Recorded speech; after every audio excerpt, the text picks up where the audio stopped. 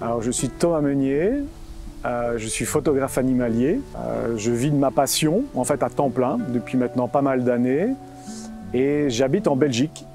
Donc en Belgique, ce petit pays d'Europe, qui n'est pas bien grand, mais où on peut faire des belles rencontres quand même avec de chouettes paysages. Dans mon travail de guide, quand je suis avec un groupe, ce que j'aime avant tout, c'est vraiment partager mes connaissances naturalistes, parce que de plus en plus de photographes manquent de connaissances, ne connaissent pas bien l'espèce, ne savent pas où la trouver. Et donc moi, ce qui me plaît beaucoup, c'est surtout de pister l'animal, de leur montrer les traces, de leur dire voilà, dans tel biotope, on va pouvoir observer tel animal. Et puis surtout, après, de partager voilà, vraiment mes connaissances, d'expliquer un peu les mœurs de cet animal. Et puis, une fois qu'on a la rencontre, ben là, ça a plus la partie photo qui va arriver, où là, on va parler composition, je vais guider pour dire tiens, essaye de peut-être mettre l'animal plus à droite, un peu plus à gauche, laisse-lui plus d'espace autour, voilà, de jouer avec les contre-jours. L'impact du photographe quand on fait une observation animalière ouais, est vraiment importante pour moi parce que, avant tout, la passion, c'est surtout d'observer l'animal sans le déranger. Et donc ça peut arriver qu'on arrive et qu'on se dise tiens, l'animal est là, on va devoir passer par tel endroit.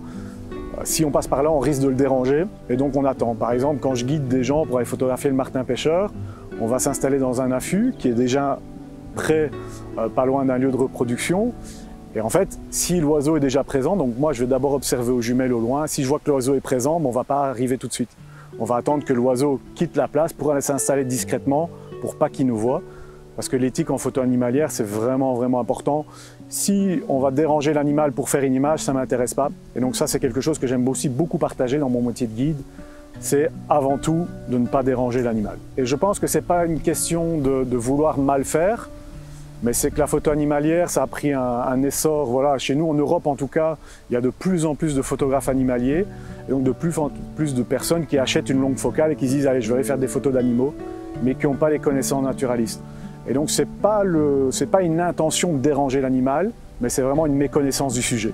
Et donc, je pense que là, en tant que guide, on a vraiment un travail qui est important, d'emmener les gens aux bons endroits en leur expliquant les bonnes manières pour ne pas déranger, pas faire fuir l'animal.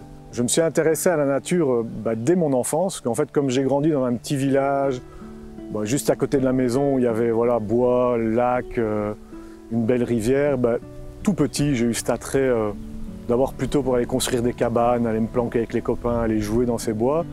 Et puis en jouant dans ces bois, tu fais tes premières rencontres. Je me souviens d'une anecdote où on avait construit une cabane et moi j'étais assis dans cette cabane et il y a un chevreuil qui est passé à quelques mètres de moi. J'étais tout gosse, j'avais 6-7 ans.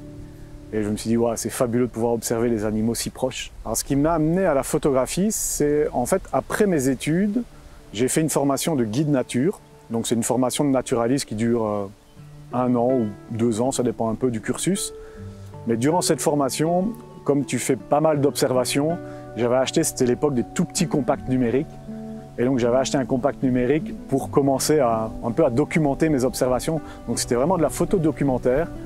Et puis tu vois, à un moment, tu essaies de te dire tiens, je vais essayer de cadrer pour avoir un fond un peu flou, pour mettre plus en évidence le sujet.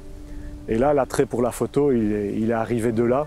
Et puis depuis, la passion m'a plus quitté du tout. Ce que je recherche vraiment en photographie animalière, c'est avant tout l'émotion. En fait, c'est pas tant l'espèce rencontrée, c'est plutôt l'émotion que ça a procuré. Parce que c'est vrai que le plaisir principal pour moi, c'est avant tout de pister les animaux, d'essayer de les trouver, de les suivre. En Europe, on est obligé de se cacher aussi pour les observer. Donc il y a tout cet aspect aussi, construire une cache, arriver de nuit dans cette cache, attendre que l'animal vienne. Et donc c'est vraiment cette rencontre, l'émotion que ça peut procurer, mais aussi la lumière. Donc ça peut être une mésange comme un cerf, mais c'est surtout voilà, la composition, la lumière qui va un peu me parler plus que vraiment le portrait de l'animal ou chercher l'animal rare. C'est moins mon truc. Alors la photo animalière, ça fait maintenant 20 ans, 20-25 ans que je fais de la photo animalière, avec des périodes plus intenses, des périodes un peu plus creuses, mais c'est vrai que c'est omniprésent dans ma vie.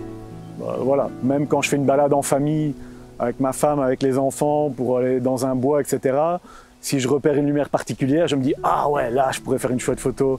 Ah, je pourrais me placer comme ça. » Donc, c'est omniprésent, en fait. Ça fait vraiment partie de moi. C'est dans mon quotidien. Je suis tous les jours sur le terrain. Et donc, c'est vrai que je pense à la photo animalière non-stop. Alors, moment un plus fort comme ça, sans réfléchir si ça vient tout seul, c'est une rencontre où j'ai pas vu l'animal.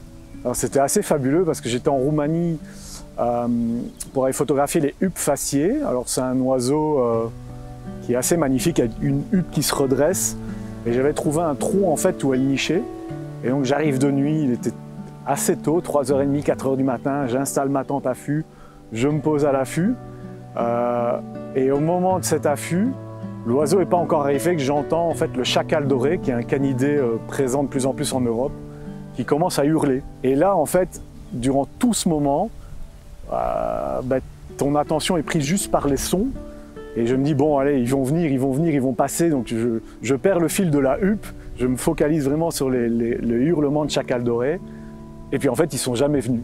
Mais ça reste un de mes moments préférés en photo animalière parce que j'étais vraiment en attente de les voir. Et en fait, je les ai vus plus tard à d'autres moments du séjour. Mais ce moment, vraiment ce moment pour moi préféré, c'était ce moment où je ne les ai pas vus, mais je les ai juste entendus, quoi. Alors ma photo actuellement qui m'a le plus marqué, c'est il n'y a pas si longtemps que ça, c'est une rencontre avec les loups.